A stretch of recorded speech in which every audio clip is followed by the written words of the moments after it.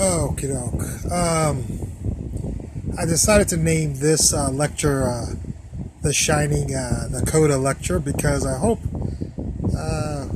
well, it's not that I hope, but hopefully this will be the last lecture that I have to do to convince most people that The Shining was not a horror movie.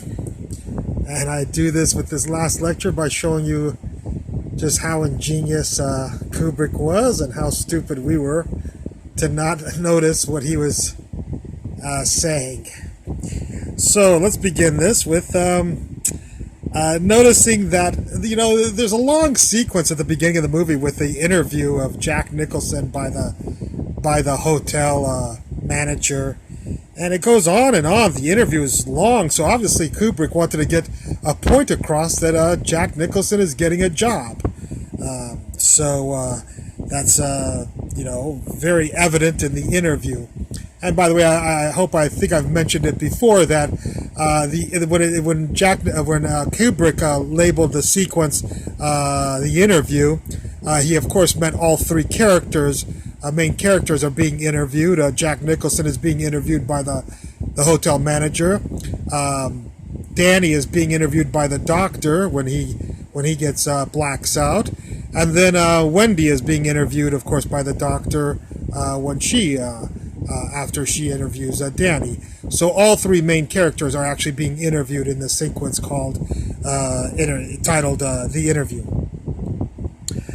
So we have this long sequence of an interview with Jack Nicholson. So obviously Kubrick is trying to get across that Jack Nicholson is applying for a job and trying to get a job and to do work. And we also know later on that Jack Nicholson, during the famous staircase scene, he says that he's signed a letter of obligation where he has responsibilities towards the hotel. In a scene that Kubrick shot 150 times or more than 150 times and is in the Guinness World Book of Record for the most shot scene in film history. So there Kubrick is screaming at us saying Jack Nicholson has a job and Jack Nicholson is working. Or I'm sorry, Jack, the character of The Shining, is working and has a job and has responsibilities. So he's been interviewed for a job, and he has confessed himself during the sequence when Wendy has the bat on the staircase. He gets very vehement about having responsibilities towards the management and his job obligations. And then, of course, we have the pieces of paper that Jack has typed, which the first two words are all work. And no play makes Jack a dull boy, and that is also has quite a bit of repetitions because Kubrick could have just shown the one page, and I mean, adults are going to see this movie. It's not like you have to be a child, and it would have been obvious. But instead he shows you quite a bit of sequences. It's very repetitious. What Kubrick does with the typed up papers, and there's quite a few repetitious scenes of the piece of paper and what it says on the piece of paper. And that's again, when Kubrick is repetitious, he is screaming at the audience that something is going on. There's only one problem with all three of those things that I've described now, is that Jack is never shown to be working at the hotel. He's never seen to be cleaning anything like the management asked. He never seemed to be working on the boilers like the management asked him in the interview. Never seemed to be doing any work whatsoever in the entire movie, for the hotel at least. He's working on his novel, but he's not working for the hotel. Or he's not shown to be working for the hotel. Not only is not shown to be working for the hotel, but Jack never says that he worked for the hotel. He never says, "Oh yeah, yesterday I had to clean up the boiler, or take care of the boiler, or sweep the floors, or clean up the kitchen, or do anything." Wendy never says that he worked in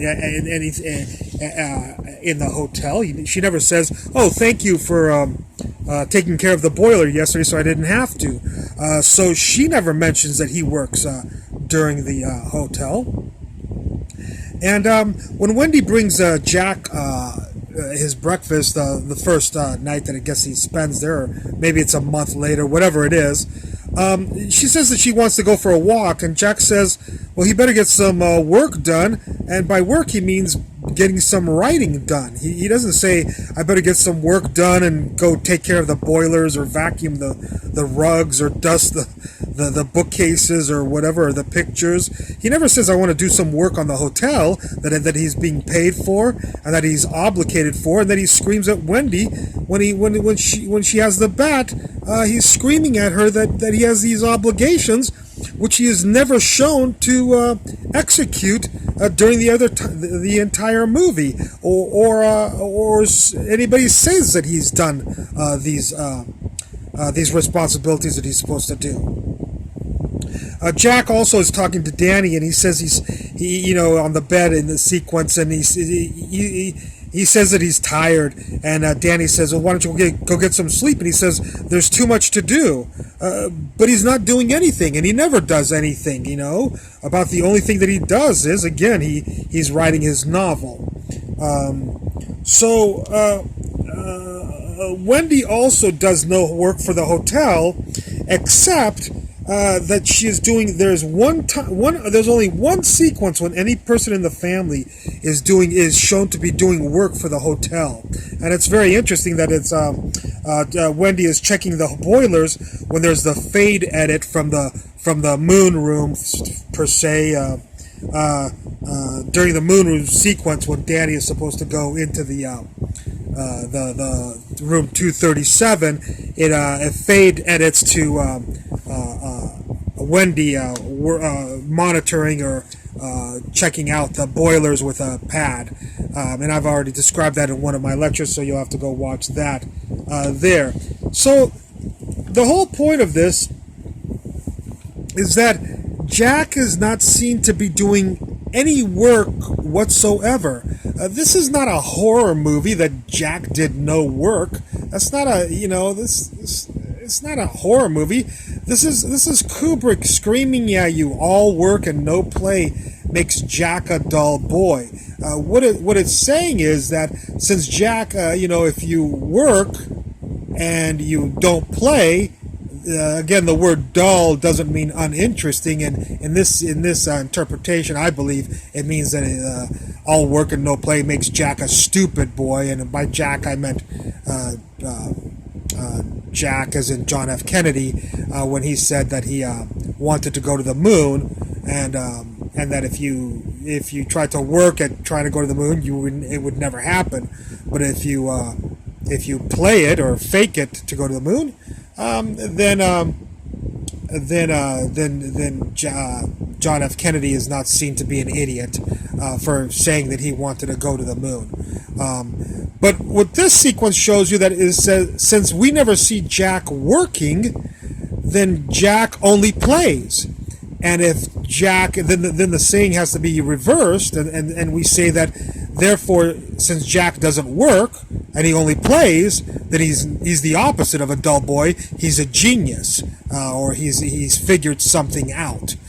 So we interpret the saying, all work and no play makes Jack a dull boy, by never seeing Jack Nicholson work on in any way with his obligations towards the hotel. We notice that Jack is actually a genius and has figured something out, and I believe that what Jack has figured out is the fake moon landing. All right, okay. Well, like I said, this is I've watched a lot of videos on the interpretation of The Shining, and I have never seen. By all means, post on the bottom of this in the comments any videos that you see of anybody who has mentioned that Jack during the entire 2 hour and 21 minute or whatever the entire movie never does one lick of work for the hotel. Wendy does the only work she does is either she's feeding her family, which is not working for the hotel, or during the room 3037 she's working on the the boilers in a fade, and I think that that's a very important sequence there, and I've explained it in my other lectures, and you can go look at those. I'm sorry I can't remember exactly which lecture it would be, but I would assume it's fairly late in the 17 or so lectures. Well, I hope you enjoyed this lecture, and I look forward to any comments at the bottom. Thank you very much for watching.